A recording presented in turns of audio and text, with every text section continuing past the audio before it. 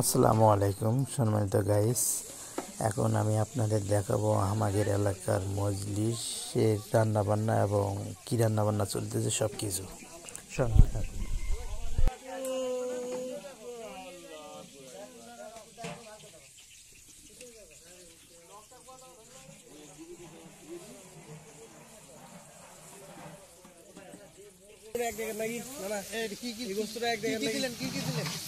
পেঁয়াজ দেওয়া হয়েছে আর রসুন দেওয়া হয়েছে এখন তেল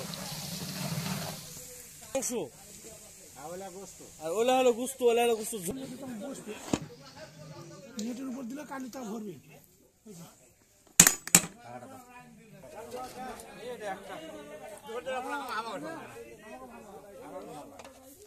আপনি এগুলা কি নামানাবি করতেছেন?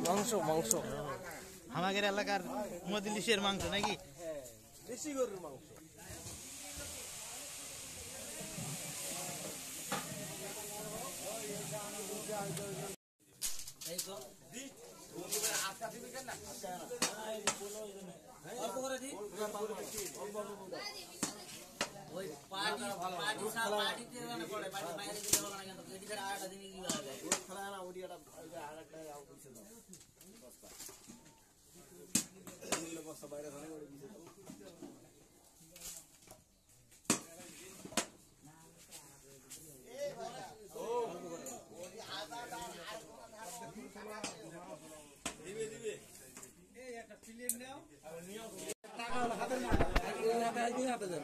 টাকা নিজে কামাই করবো।